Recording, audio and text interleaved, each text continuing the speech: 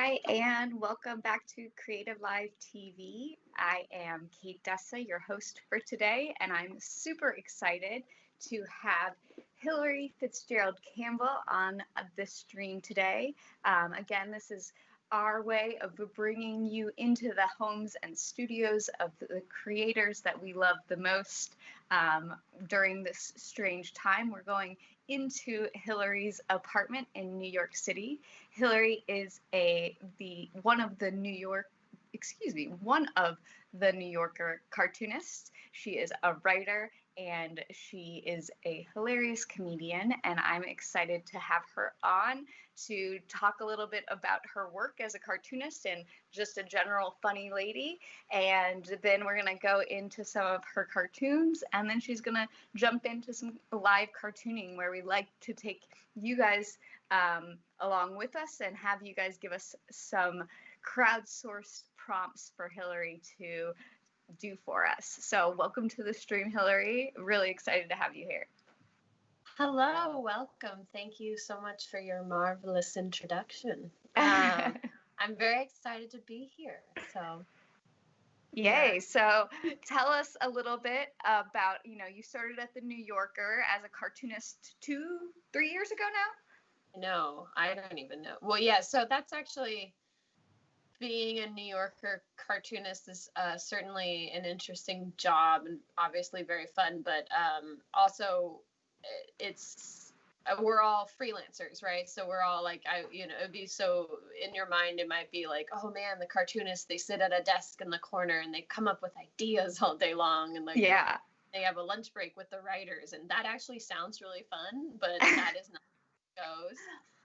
So becoming a cartoonist there for some people can be a real long haul, or it took me a year of submitting every week before I sold one piece. So it's kind of like you're always just trying to come up with your best stuff and you bring it to them every week and like, do you think I'm funny this week? Yeah. And then maybe they do and maybe they don't. But I do love my editor there, Emma Allen. She's really awesome. And I think I must have sold my first cartoon and must have been maybe beginning of 2017 or late 2016. But and that is still exciting to me. I still can't believe it. Yeah. What's it feel like when you actually, you see the cartoons? Now, actually, I was going to say, I get the cartoons in my news feed on my phone. The cartoons are coming up. So I feel like people really need cartoons right now, and people like, absolutely. How does it feel when you get to see them actually published? Oh, it's always exciting. Especially, of course, back in the day when we were all on the subway. It's always fun if, you see somebody on the train or somewhere in New York reading the New Yorker and you're like, oh my God, maybe they'll flip to the page that I'm on and then maybe they'll give a half chuckle. Cartoons aren't usually laugh out loud. Yeah. It's awesome. And now, of course, everything's online, and cartooning really, I don't know if it dominates everyone else's feed. Like, I'm a cartoonist, so I follow a ton of artists, but I think Instagram is kind of made for cartoons, as they're just like, they're an image with a joke, and you just like get to fly by them. And I know they might make my day better. And certainly, I think cartooning is very important in difficult times, in times of sadness and, pandemic. Yeah. Well, I actually discovered you on Instagram because like you said, Instagram is like made for little quips like this. And I discovered you there. Now obviously see your stuff in the New Yorker.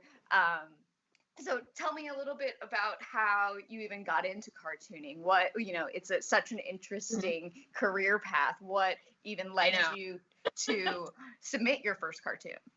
Yeah, that's so I know not many people, you rarely meet somebody that's like, I'm a cartoonist. Like, I know, exactly. I honestly am, like, it's like, oh, okay, what do you really do?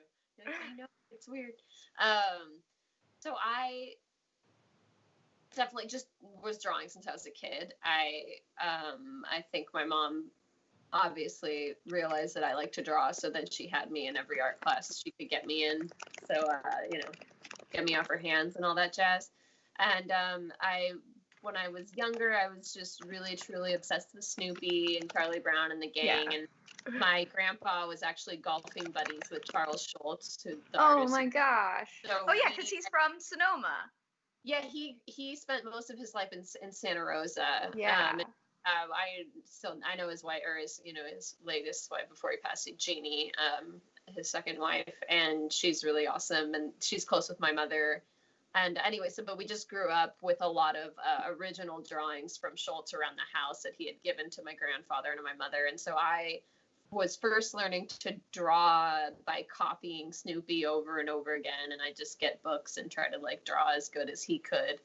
And so it's funny. I mean, I actually was really into cartoons when I was younger. And then when I got to high school and was taking just a ton of art classes, I became way more obsessed with photorealism type art and doing things that like just had to look perfect. And I wanted, to draw humans in this beautiful way. And I got pretty good at that. And then actually fell off drawing and whatever, went to film school and all that stuff. But I ended up picking back up the pen after I graduated and was working a 9-to-5 job and just ultimately wasn't that happy, like just sort of not thrilled about my day-to-day existence. And I started to doodle more and was like kind of just picking back what I used to do as a child and writing down my thoughts more and attaching them to cartoons. And that just turned into cartooning. And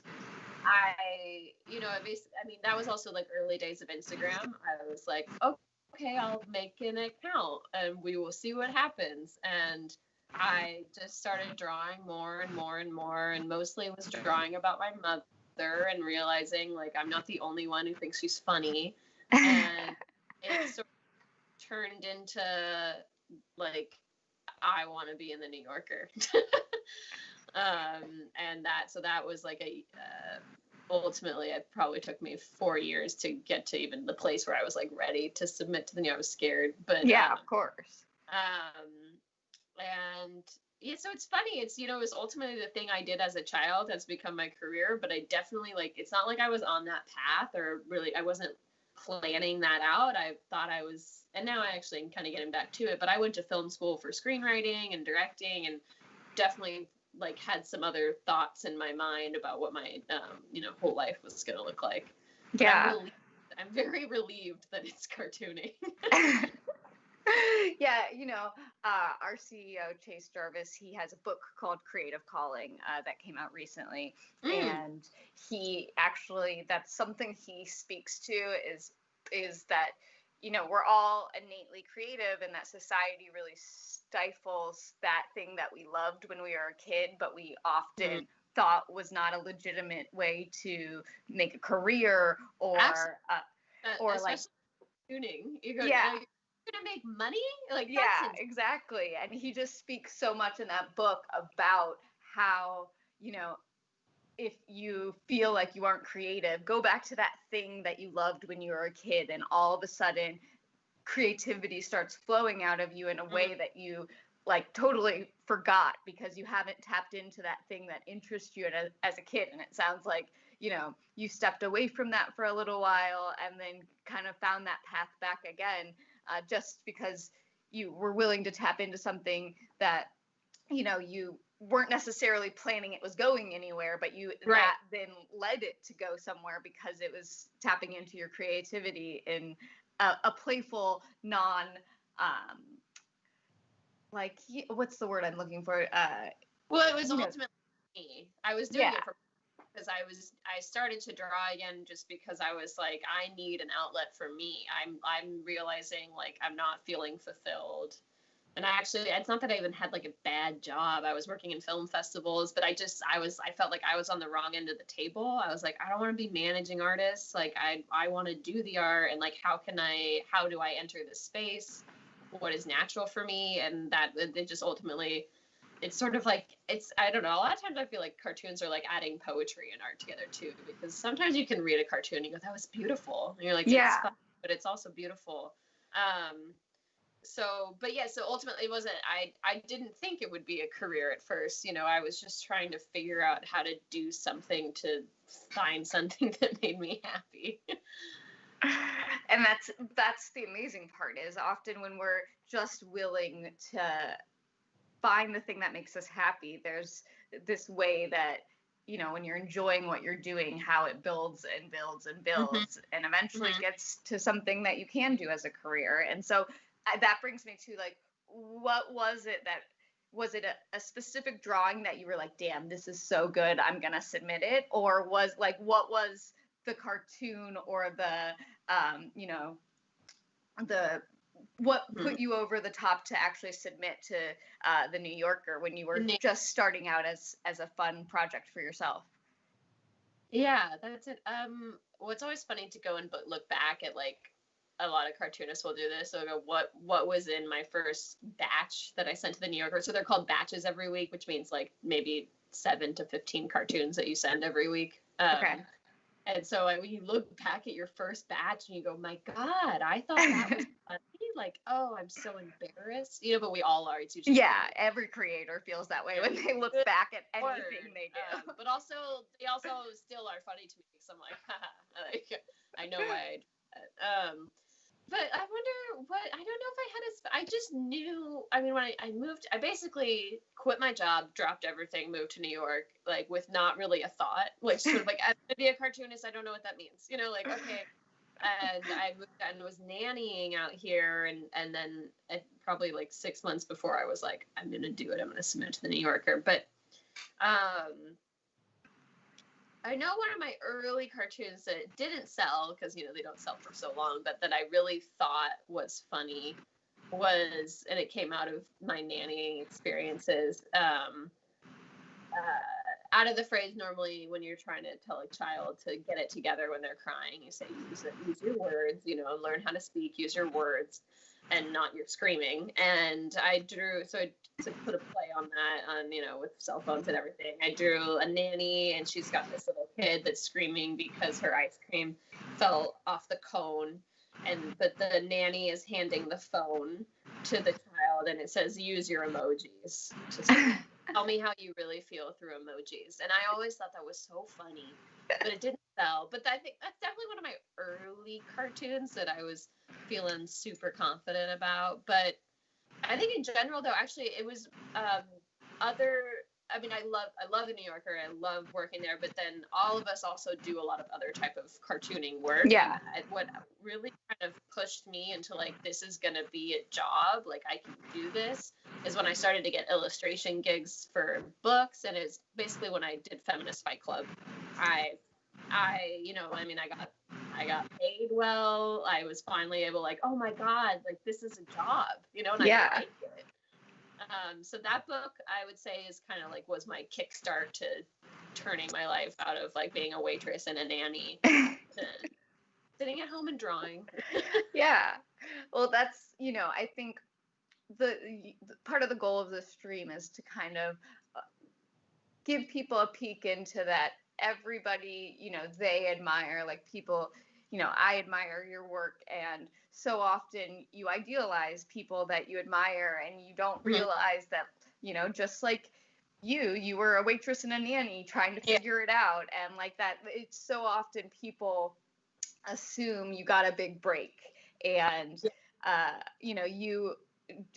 the whole goal of CLTV is to really go in and talk to people about stories like this, and really give people the courage to pursue their creativity even when it's not their job. If that's the end goal, everybody finds a way to, their own path, and so many people are willing to put in the work of doing their creative path while doing 6 other jobs just so they can get ahead. And I think there's a very common misconception that there's a big break for people, that do cartoons and write for the New Yorker. You assume that that's the case. And I think you talking about how, you're all freelancers, and the process that goes into it. I think it peels back some of this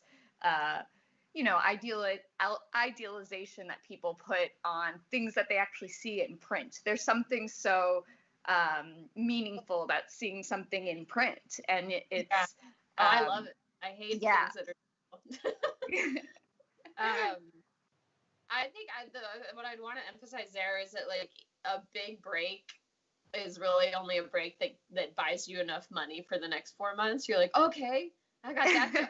Like you're like, yeah, I got that job. And so with freelancing and trying to, be a working, living artist, you're just trying to be like, okay, I got another chunk. Like I get to live a little longer with art. And then always just trying to find more jobs to piecemeal together this pay. You're like, I can keep living. You know? And especially when you're first starting out and you're like just barely, scraping by. But it was, it's like that. It sounds, maybe you could make it romanticized, like the big break, and then everything was fine. I was like, no, I got the job to do Feminist Fight Club, and that was awesome. And then when it was finished, I was like, crap, do I have to go get a job at the bagel shop again? So it's like, totally. Okay, is there going to be another job? I didn't know.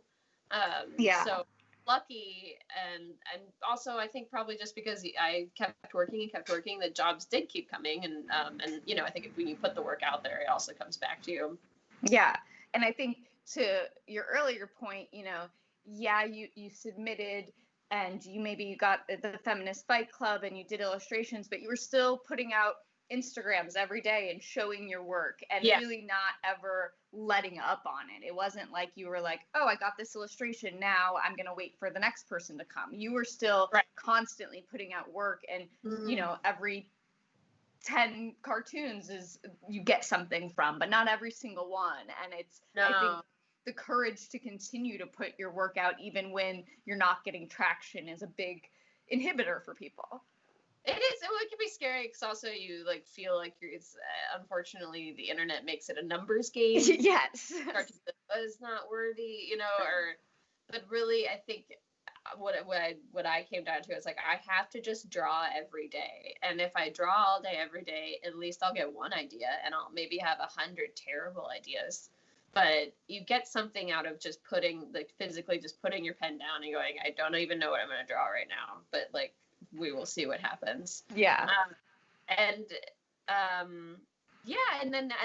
then side of, I think a lot of my mind game is ciphering through ideas, and I go, is this just something for Instagram that I think is funny and is not trying to make me any money? It's just a funny thought.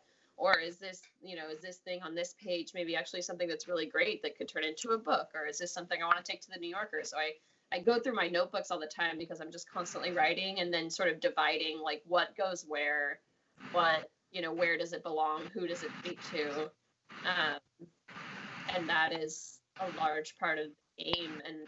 And then you're saying, and just not being, I think whenever I'm just like, oh, I don't know if I should put that out there, then I probably should. Yeah. Because it gets more feedback than I would expect. And the things that you're the most worried about often are the things that actually touch people. They're the things that other people are scared to say, but actually really resonate.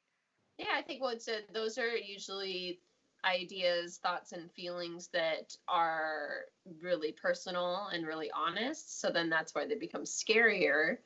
But then that obviously, it's the old line, it's funny because it's true. So, and you have to kind of follow that. And also, I often post stuff where I go, why am I letting so many people know about my personal life?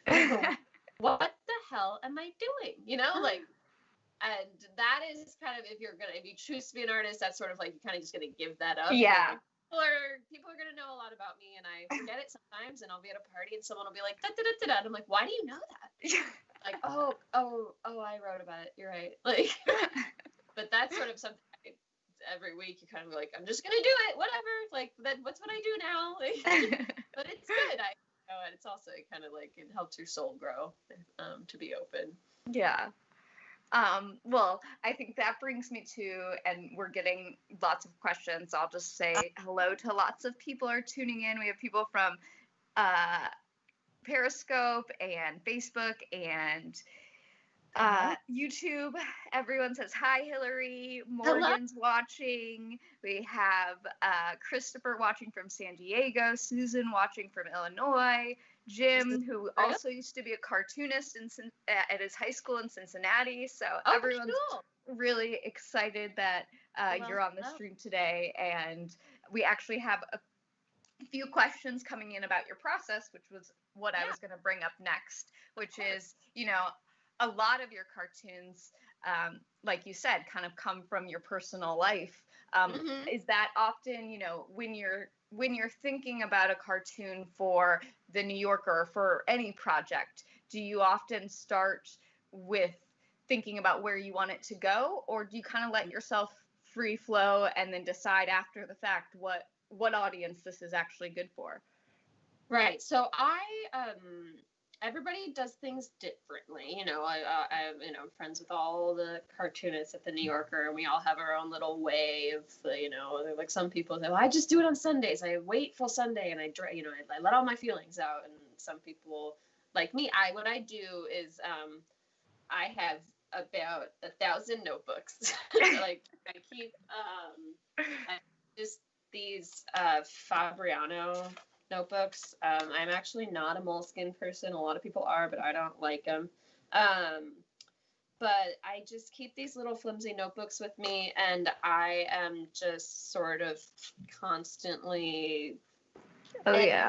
Thing, I think with the cartoon, basically all cartoonists are terribly anxious people, so you're always like, oh no, God, don't forget that thought, like write that one down, and some of them come from just your own, like, oh, as a thought I had about my own life, and maybe I can turn that into a scenario. Like it's just, something funny that happened to me, or something not funny that happened to me, but maybe if you put it somewhere else, it's funny. Or if it's two dogs saying it, it's funny.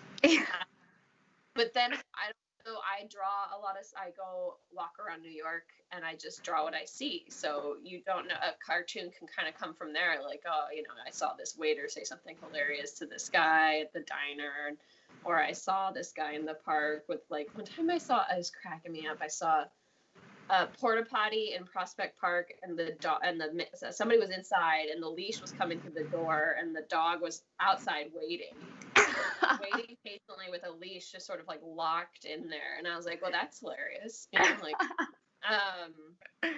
I think that as a cartoonist, it's a combination of looking inward and looking outward all the time, because a lot of my jokes also come from my friends too. It's like you're kind of just stealing from everybody. You're like, yeah, that's funny. I'm like locking that into my brain, or stories that I hear about other people's lives, because I can't, obviously a lot of my work is autobio, and I draw about, true narcissist, draw about myself constantly, but I don't know what it's like to be a mine worker. I don't know what it's like to be an executive. So also when you talk to your friends who have different jobs and are living out there, because cartoonists are in their apartments typically. And I think it's great to just have your friends just talk to them about their day, and then you can try to draw cartoons that would speak more to them. So you draw more of an office job cartoon based on the feelings of my friend Kelsey and an experience that she had. And I'm like, oh, well, if she had that experience, maybe a lot of women in the workplace are having that experience, and maybe I can find the humor in it by taking her feelings.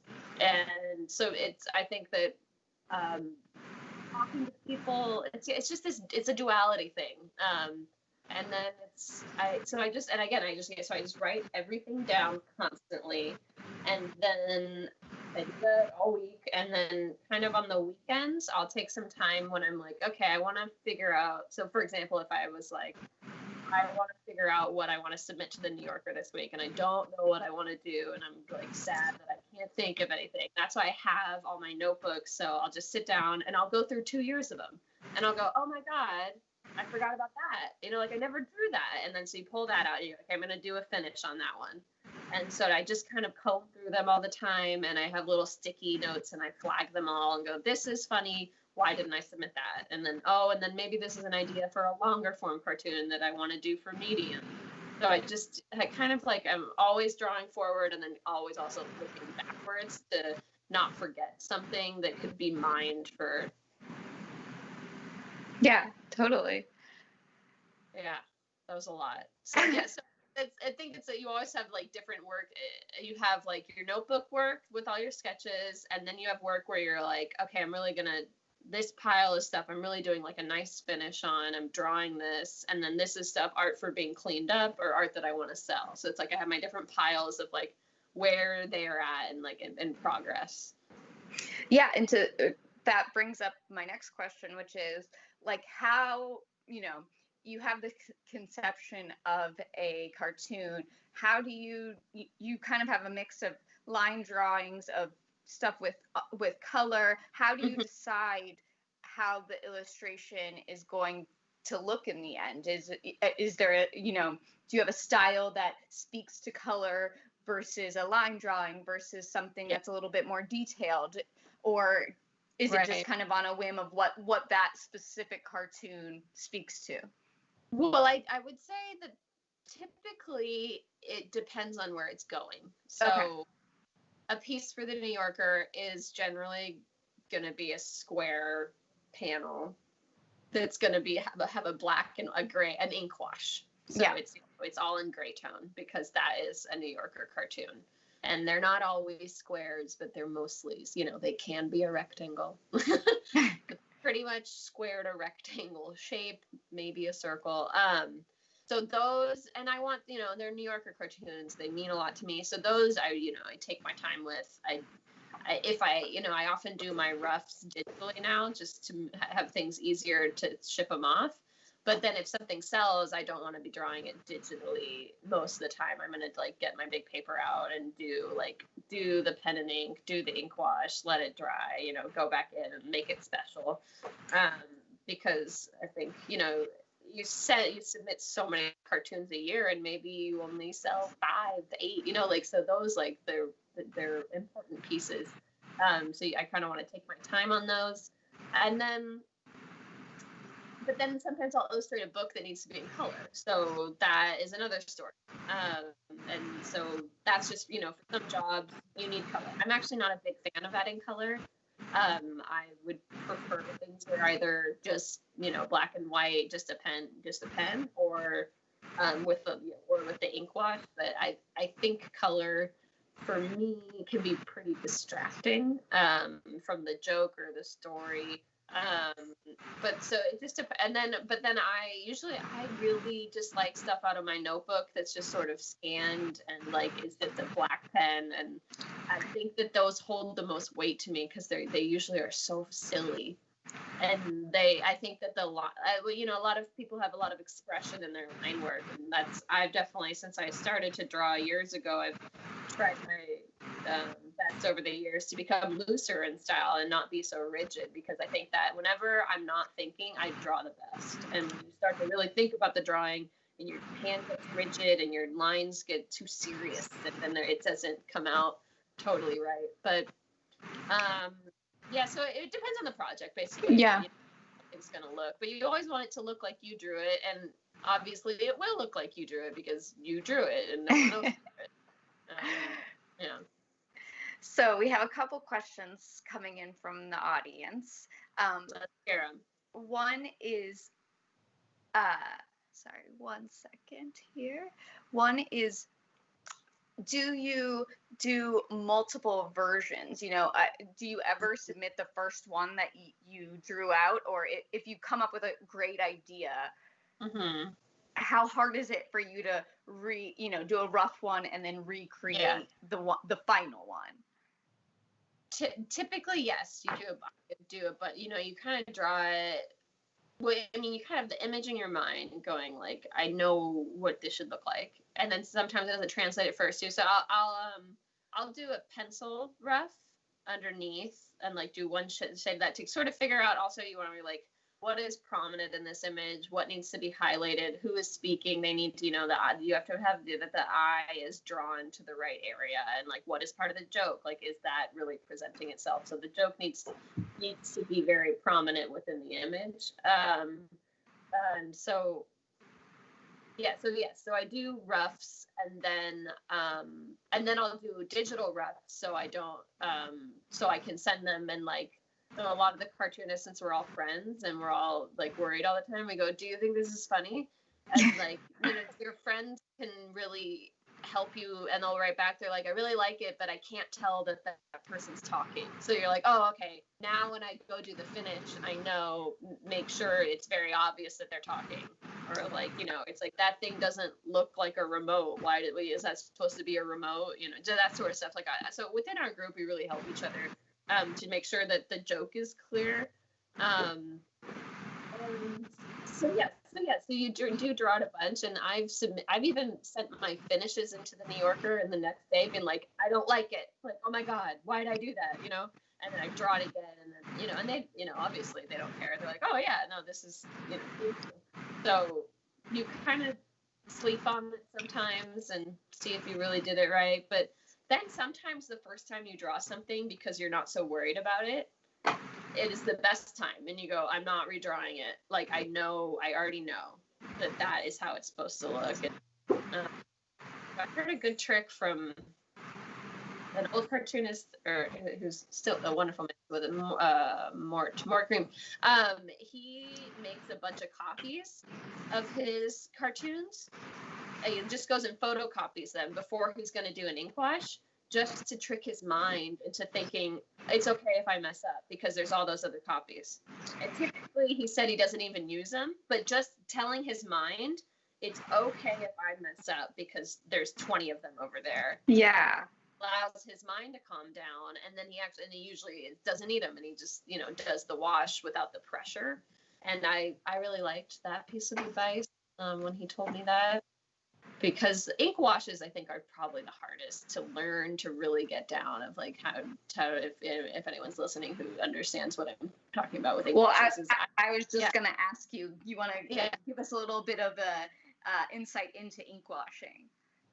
Right. Yeah. So I, everyone draws with like whatever pens or nibs or whatever they like to draw with, and maybe even Sharpies, I don't know, and some people do amazing pencil drawings too, like Harry Bliss, but so I will go do the drawing itself in a pen. I just use Uniball black, whatever, and then you'll take, you let everything dry so that you don't risk water bleeding.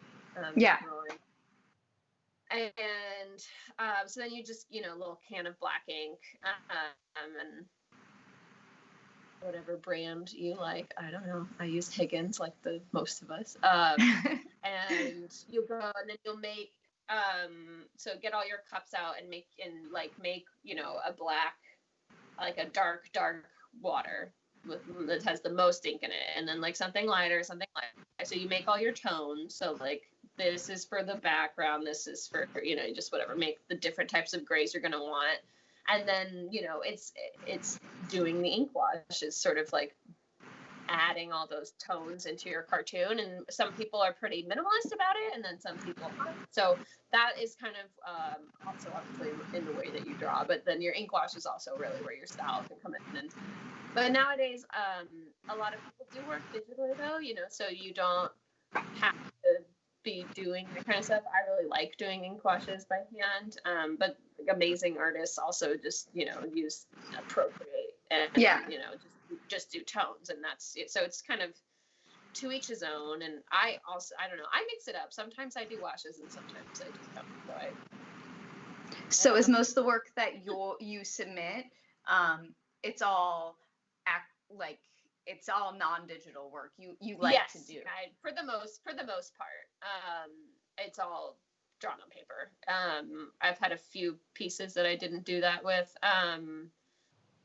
just because I needed to there were some cartoons that I needed to be so detailed that I felt more comfortable doing that on Procreate to make sure that it was really, really clear there. And then like for my daily shouts, that we'll look at later, I draw those by hand, but then daily shouts often have color in them. Yeah. For me, you don't have to, that's just me. But those, again, so that's the color in that's just like, it's just like a flat, that's done Procreate because it's just a airbrush. So yeah, but everybody uses, a lot of different types of pens. I like to try new pens, try different paper. But with cartooning, there's like not, there's typically not too many types, like it is little drawings. It's not, but, there's not that many different types of tools, I guess. Yeah. Yeah. Well, let's hop in and look at some of your cartoons. Okay. You sent some over to us before we hopped on, and one of the series was this series of movie covers that are quarantine movie covers, and some of these were hilarious. And obviously resonate very well with everyone right now. Tell us a little bit about the inspiration behind these. These were for the New Yorker? Yeah, I did this as a daily shout. So I think many people could probably relate to. I felt had a full-blown meltdown, month-long panic attack. Since March 17th? I don't know. Yeah, exactly. Get quarantined. And I couldn't draw for like a month. I was totally losing my mind, which, again, I know we were all there, and I was relieved to sort of like when I finally was ready to like make jokes about it, it's like, it's okay. Like, that actually started as a game between my mom and my uncle, and then ultimately me, where we all just started texting each other movie titles, but for the pandemic. And we were going, and it was like we're finally laughing about something. Yeah. We're like, oh, what about this? Oh, what about this movie? And then pillow talk, and like going on and on and on. And I love The Remains of the Day. It made me laugh so hard. So that's like one of those things that it came from life. We were just like, it was a texting war between all of us to like think of another movie title that's like, accurately portrayed all of our feelings. And so I just was like, well, this is funny. I want to draw this, like this is, I love what everyone's coming up with right now. And I sent over a few ideas to Emma, and she said, love it. And I drew it, and there we have it. But I'm also a big movie buff too, so that, that helps. Yeah, so let's take yeah. Let's take a look through a few of them. And I want to know, which ones are your mom and uncle's choices? It would be fun to guess. I assume I think these two are mine. Okay. I was gonna guess just on age demographics that. I know you're not gonna get. I love old movies. Oh, okay, all right. Yeah. No, I think something's gonna give was my mother. She never misses a moment to bring up that movie, and especially because she raises my nephew, and she's like losing her mind trying to like be an at-home teacher parent. Yeah. And so every parent's nightmare right there is like, how do we get out of here? And let's see. Oh, I love that You Got Mail and The Long Goodbye. Both of these are so good. Just nothing else. Like, no, because it's just sort of like when we're sitting there, obviously beginning of the pandy and quarantine, just like anything excites me right now. You're like, oh my God. Yeah. Like, did they call me? Someone called. Yeah, someone called. Oh my God. And The Long Goodbye was my mom's another. I think maybe we came up with that one together because she and I mean we're already like this, but like she'd say goodbye and then be like, never mind. What are you doing? Like every time I try to say goodbye, I'd be like, did you watch Dateline? And you're like, oh, I did watch Dateline. Like, so we weren't really the phone at all. Yeah. There was nowhere to go. Okay, this is these were hilarious too. Yeah, this is another daily shouts I did for the New Yorker that again came from a real hungover morning with my friend Lauren and my cousin Dax, and we were laughing about like someone had made a poor choice, like we were like, why'd you eat that for breakfast? You knew you weren't gonna feel good. And so then we're laughing about portraits. Like, there's a portrait of poor choices. And I just loved that idea, especially with, what are they called? Those old timey photos. I know they remind me of that exactly. Well, that's what they are. That's yeah. what I wanted them to look like. And I was excited to draw something where I really had to get posture, like the image wasn't going to show you that much, but it had to show you what was happening. Yeah. So I don't remember what those things are called right now, but someone can maybe tell us. So then I just was thinking back through my life, like, what was a really bad idea, and like, or what other bad ideas have I seen out there?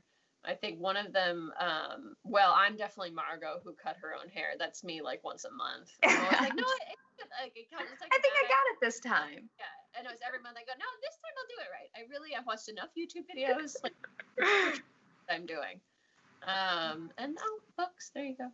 Yeah, so then we wanted to talk, I love Are You My Uber? That, like, resonates so much. It's hilarious concept. And I remember that book when I was a kid. Yes. And just the amount of times I've seen someone ask, "Are you my Uber?" Like, I know, it's just hilarious. Maybe it's what went into that book? Because the whole concept is that is a book written by Sarah Dooley, a friend of mine in New York, and she had written that on, she's a great writer. She's also a singer-songwriter and comedian, and she had written the book and came to me and said, like, I really want you to illustrate this. And I said, that's great, but we have to sell the book first. So that process took a little bit longer, but she ultimately sold the book, and I can't remember now the publishers. But once she sold it, they came back to me and said, oh my God, yay, sold, like, now it's full steam ahead. And that was my first book that had just full-blown sort of big illustrations, like, more of a picture book, because the books that I've done otherwise, for the most part, were kind of spot illustrations, little gag cartoons to kind of go into a how-to book or like relationships and other type of stuff. But this was a lot of fun to do, like, just a real, like, children's, like, picture book, and have a character that you're following throughout. And I really love drawing it because of the hilarious scenes that she had written into the book. Yeah. She's like the guy, and he's running away from a bunch of rats, and like nothing more than New York City rats. Yeah. And then like Billy Joel's in there. I had a lot of fun.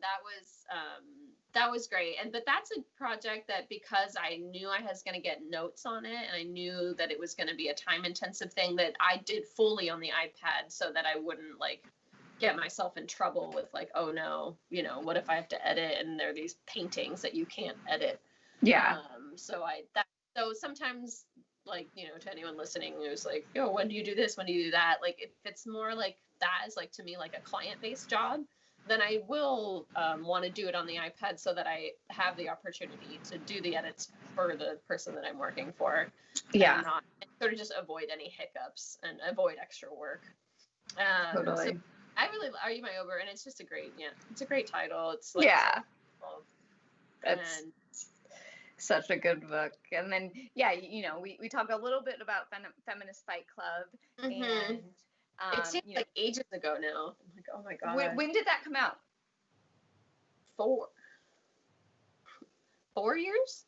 Okay. 4, maybe 5. 4 probably. I don't know. Someone could and I think you said it was okay if we tease. You have a book in the works yourself, yes, right? Little bit about it.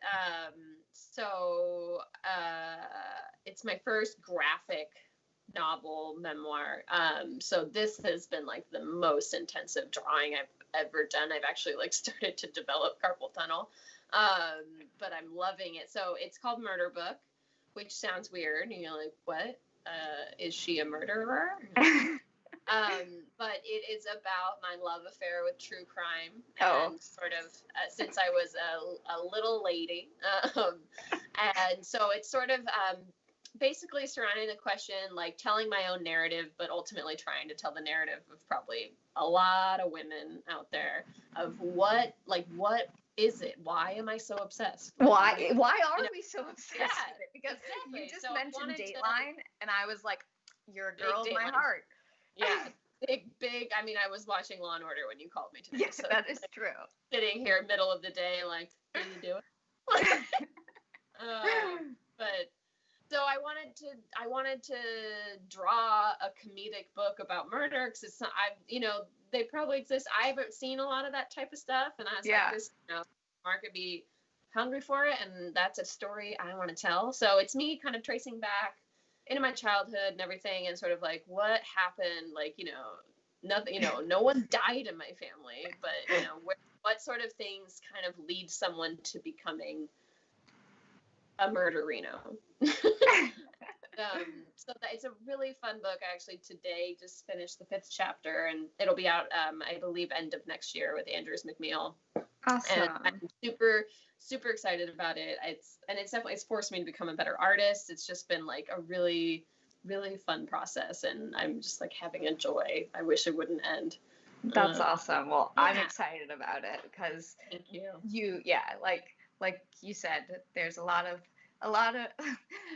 I laughed when the women's channel just turned into the murder channel. Yeah, they're like, women, just kidding. Oh, my mom calls it the all murder channel. Yeah, exactly. All murder all the time. And then I'm like, you know what? God bless them. It's good marketing. They know what people are watching. Exactly. I'll just make the whole channel be that. But I love Forensic Files, really. That's all I really want to watch. Forensic Files, Dateline, Law and Order. Can't go wrong, really. And other books, I mean, let's see, what else have I?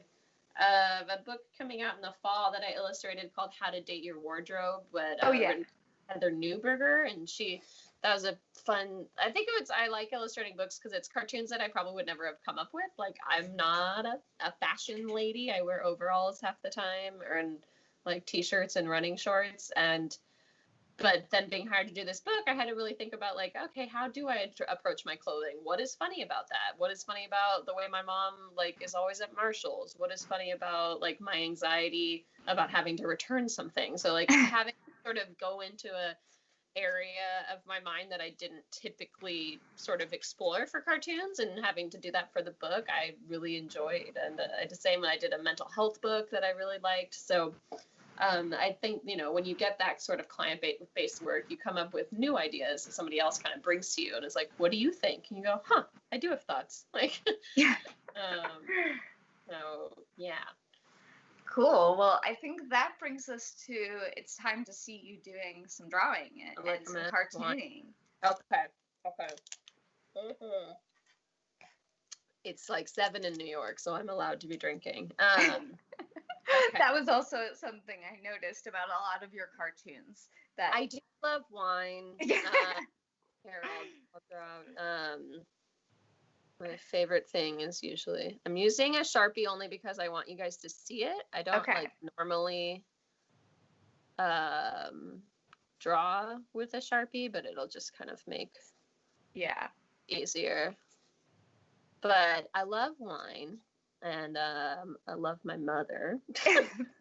Those were 2 commonalities. And often you see my mom sort of in a robe on her way, probably to watch Law and Order with you. Law and Order is permanently on in our household. We figured it out now that the only day that you can't find a Law and Order marathon is on Mondays. So be warned. All right. I don't know why Monday has to be such a sad day. But, so I love my mom. And now that I'm like writing this book about me and her and loving murder, she's just my favorite person to draw. She's a very happy lady, and she also usually just has sunglasses on for no reason. You go, it's like nighttime, but they're still sitting there. So But in our family, because we all have heartburn, it's very important to remember that there's ice. Oh. There's always ice in the wine. So there's my mom. Let's see what else came. one of my, here, I'll try drawing with another pen and see if you can see it. For a long time, I drew a character named Hungover Girl, which again is very obviously connected to wine. Yeah, do you ever have like reoccurring characters that reappear in your I used to do it a little more. I had I had one kind of based off my mom, and her name was Lady in Robe, and she was just permanently in an apartment wearing a robe and like kind of just always a little confused, and she always made me laugh. And then I had Hungover Girl, and she always just has a cup of coffee and is kind of saying bleak. I like think of Hungover Girl kind of like Lucy, of Charlotte, like a grown-up Lucy from Peanuts. Like she's not very nice, but she can be poetic about it. Yeah. So that arm isn't right, but whatever. So she would often say something like, let's see, I myself am a pre-existing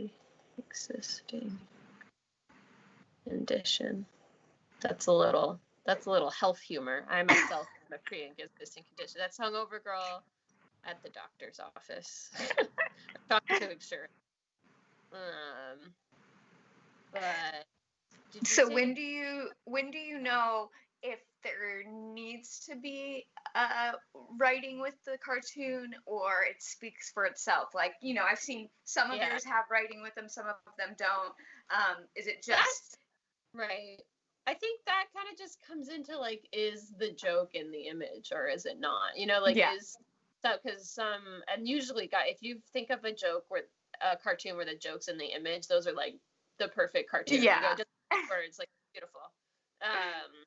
And those can be hard to come by. I think one of my favorite ones, but it did have words. But I'll just redraw it here. One of my favorite cartoons I did for the New Yorker was, and this was just about my life, just like the reality of being a freelance, like working artist, especially in New York. You're sort of like, I am trapped inside working all the time.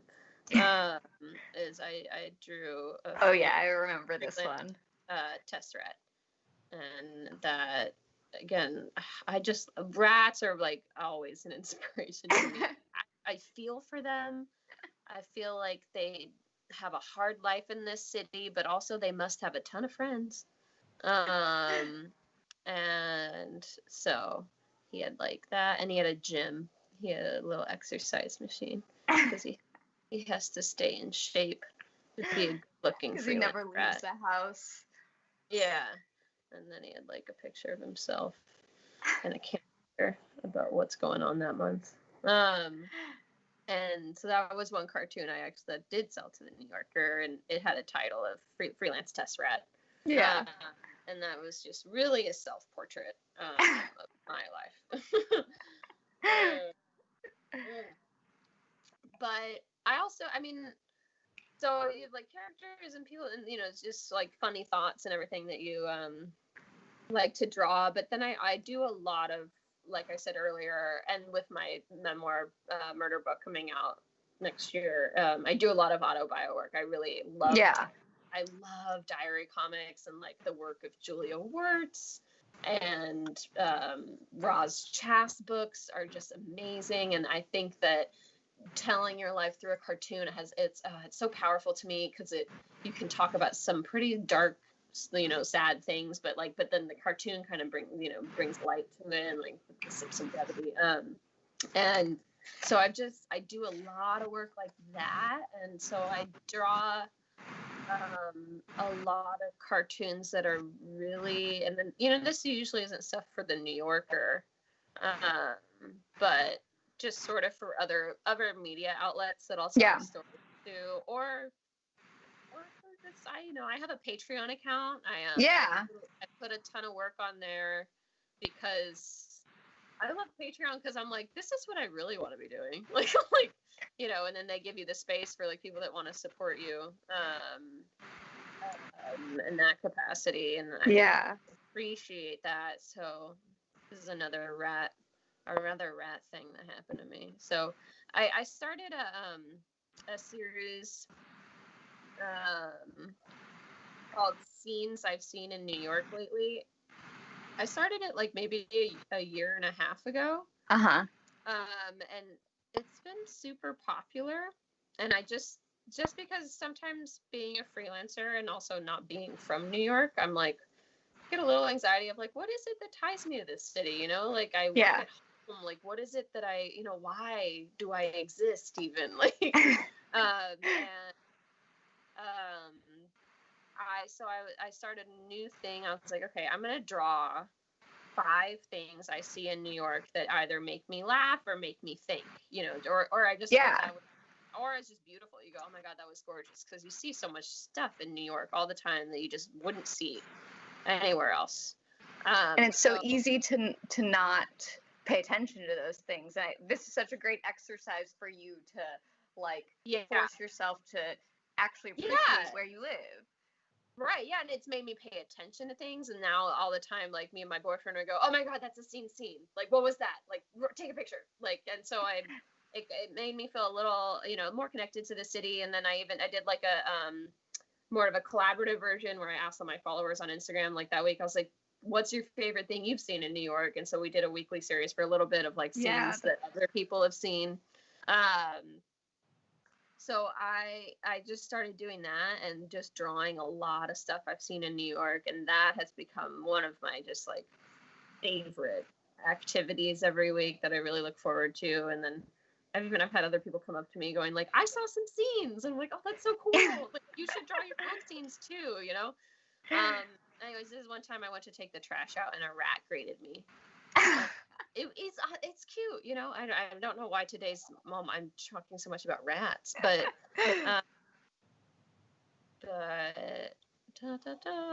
you know, that all being like, I do like drawing the humor of daily life, you know. You're like, just, something happened to me and like it's funny, so I can draw it. And I guess that's the beauty of Instagram. You know, it reminds me of a series. You know, I'm between LA and Las Vegas. I spend a lot of time in LA, and there's an Instagram account called Overheard in LA. Oh yeah, and it would be hilarious if you took those tweets and drew cartoons to like, because the conversations are so ridiculous and they're so out of context. The idea of you like illustrating those would be so funny. Right. Yeah, I've noticed recently, the guy, I think Jesse, the guy who runs, they've been doing a lot more illustrated work, which I've been appreciating. Like, just to kind of see their stuff matched up. And then I think Sharon, she did she illustrated some of them, and they were around New York, and it was really cool to see, because obviously it's like they have like the greatest, you know, way to like hear so many things, you know, from so many with their platform. That I like what they do. So yeah, okay, so there's that. I don't know, do you want me to keep drawing? Does anyone have Are you willing to take some ideas from the audience? I could try, you know, you can we'll see what I can do. All right, let's see if anybody has ideas. We have a couple people asking a few more questions while you're drawing. Oh yeah. One is just what is your favorite cartoon? Oh yeah, okay. It's on the wall. My favorite, it's pretty like old Schultz. I mean, I have so many. Anyways, this is my parents' dog Delta, who's like the light of my life. That I draw mostly. Okay, okay, my favorite cartoon is well, it's backwards right now, but anyways, it's an old, before Peanuts became Peanuts, and I think they're called Lil Folks. It's Charlie Brown, but doesn't really look like him, but an early Charlie Brown, and he's got a tennis racket in front of his face, and he's saying to a young girl, "Sure, you've seen me before. Remember that night on the screen porch?" And it gets me every time, you know. The screen porch thing is so funny. That and the Ed Steed's cartoon of a man with a book titled Coping with Ducks, and behind him in the window is just a duck staring at him. And that one, it's hard. Oh my God, there's so many good cartoons. Yeah. But those are two that jump to mind. I think as with working in art and being an artist and having to create daily, it's really good to surround yourself in art. So you probably, I don't know how much you can see, but I have like, this wall is covered in like art, memories, photos, and this wall is covered with cartoons that I like. So I think it's good to just sort of like keep yourself surrounded so that you can remain inspired, and sort of look up and maybe have a different thought rather than just like a blank wall. And that is important. Okay, so I was drawing Delta. All right, we have. I like to. We have a couple more questions coming in. Okay, yeah. Christopher wants to know if you have a specific, we kind of talked about your process, but how do you know when something's finished? Is there like, do you have the idea of what the finished product looks like before you start, or are you kind of finishing it as you go? I think that you just like, I love when dogs. See, that one you just knew it was done. That was it. Yeah, no, I think that well, it's almost like with writing, with anything, you could just not be finished always. You go change it a little bit, but at some point you have to walk away. And that can be tricky with cartoons, especially when I know that they can be, it's kind of for some people's art is where minimalism is key, because you go, if I do one thing more to this, you might just ruin it, Yeah. That's tough. I think that comes with learning and sort of just being like, okay, that's it, like that's it. But even then, you might see it a year later in the magazine and go, God, I wish I drew it different, and that's sort of the ever fight of your mind. Like that's just being a creative person. Yeah, like, I don't know, you're always going to want to change it. So that's sort of just, I guess, an intuitive feeling. Yeah.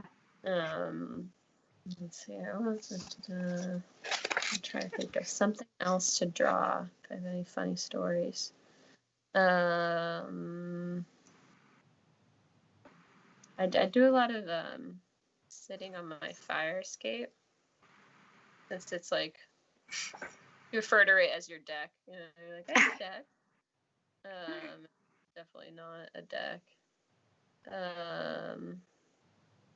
But it's, when during Pandy and COVID, there's nowhere, now we can go out a little more for some places, but I love that you have a cute name for the pandemic.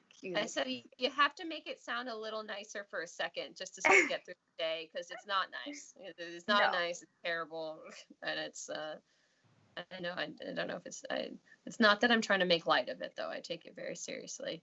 It's just. It's only I have to make myself laugh somehow. Yeah, I mean I think we all feel that way.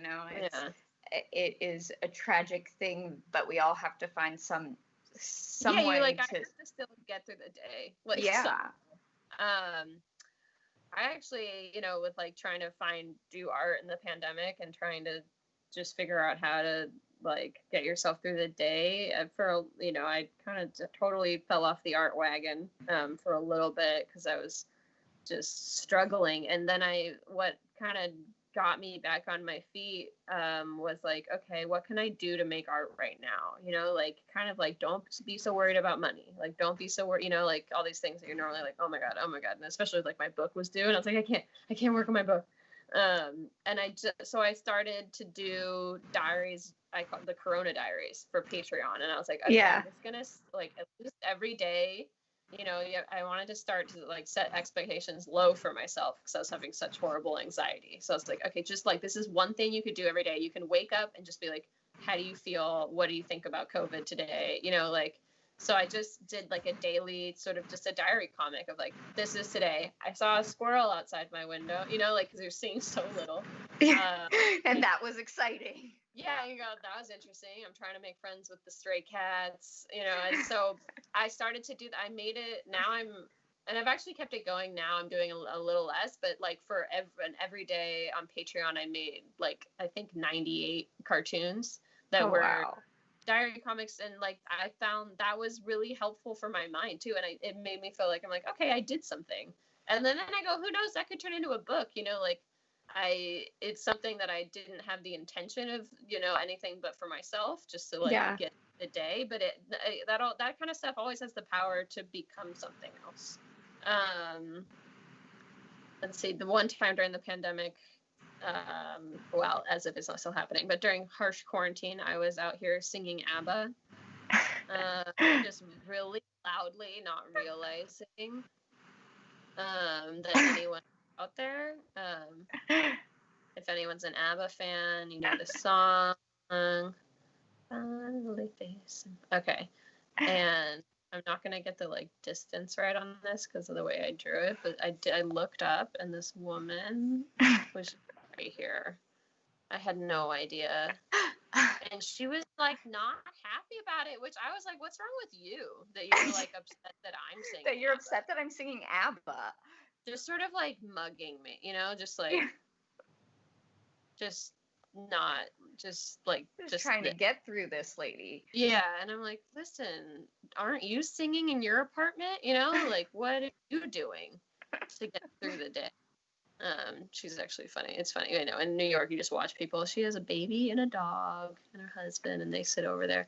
And that was quite a moment for me. We didn't even like. She looked at me, and I wish somebody had laughed, but we both just sort of stared. Like, oh, okay. But that's a little COVID memory, if you will. Great. Are there any more questions? I think that we've gotten through most of the questions. I think everyone's just really happy that you joined. We have lots of fans. We have, let's see, that's great. Michael Goudet. He says his friend is one of your biggest fans. He's so happy he came across this. We have people watching from Massachusetts and Canada and Illinois, San Diego, and everyone is just waving and saying thank you so much for sharing your talents with us. And yeah, tell everyone where we can follow you so everyone can stay up to date on your cartoons. I know everyone knows you can get a little peek at your work in the New Yorker from time to time, but where else can we stay up to date? Yes, great question. So, I've for the most cartoons, just on a daily basis, is Instagram at Cartoons by Hilary, which is of course with one L, not two. And then on Twitter, I'm at Cartoons by Hill, just because they couldn't let me go the whole way there. And then, but if you are a person that likes to like see more of what is just in my notebook, what are my diary comics, you know, and wouldn't mind throwing me $5 a month, you can find me on Patreon. All right. Again, Cartoons by Hilary on Patreon, and that will give you access to kind of I do sneak peeks on there, you know, like this is coming out soon. I'll do early sales if I'm about to, you know, release a big print on Etsy. You can kind of get access to stuff, and then just have more access to more cartoons, more early work, more sketches, and again, in diary comics. And if you join Patreon now, you'll get, you know, all like 100 diary comics from the COVID diary. So there's a lot to eat up in there. So Instagram, Twitter, and Patreon are basically it. And if you're looking to buy any work, I sell tons of prints of my cartoons just on Etsy. So it's, again, just Cartoons by Hilary on Etsy, and they're very affordable and a lot to look at. Cool. Well, thank you so much for coming on the stream today, Hilary. I'm really excited to have you on and get to know you a little bit more, and I appreciate you sharing your work with us. And I'm I am super excited for Murder Book when it hits the shelves. So when it gets a little closer, we might have to do a little sneak peek of Murder Book and have you back on, and that would be really fun. Yeah. All right, well, I will remind everyone this is Creative Live TV, and this is Hilary Fitzgerald Campbell. She is a cartoonist, writer, and a hilarious comedian. You can find her work in the New Yorker, and you can follow her at Cartoons by Hilary with 1L, or Cartoons by Hill. Go check out her Patreon. I will leave it in the comments for you guys, so you guys can go follow her. And again, thanks again, Hilary, for joining the stream. It was so great to have you. Thank you so much. Hope we talk again soon. And thanks Sounds for everybody. Good. Bye, everyone.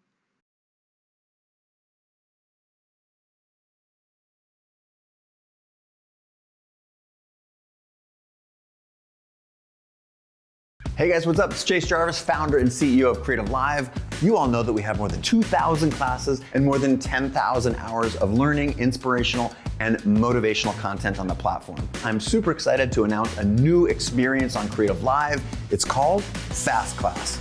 You've told us that you're busy and sometimes it's hard to dive into a full class from start to finish. So essentially, we're now giving you a shortened highlight version of our top Creative Live classes. You can always dive into the full class with 5, 10, or 15 hours of great content, but now if you're just looking to focus on a few of the highlights or want to be able to skip quickly to something that really interests you, you can now get a shortened fast class version of that class. We're also thinking this might be able to help you explore a new craft and save time while doing it. This is a great tool to curate your learning experience to help create the life that you seek. So you're probably thinking, great, how do I access this new experience on Creative Live? That's easy. All you have to do is be a subscriber to the Creator Pass, and then all this is yours.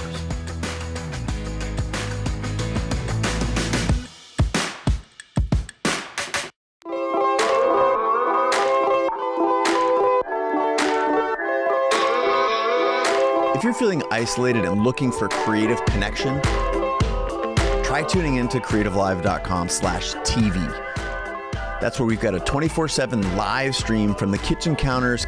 I can do that backlit shot that I really like to do. From the studios and living rooms of many of the world's top creators, where we're doing musical performances, Q&As, cooking shows, virtual book tour events, drawing, spoken word poetry, and more. Life passed me by waiting for an invitation when the world is greater than my nation or my occupation. Be someone you've never been. You feel all that adrenaline, it's medicine. It actually helps me feel like my days are more purposeful. I hope that out of this deep pain will come some collective growth. Dive into Creative Live TV today.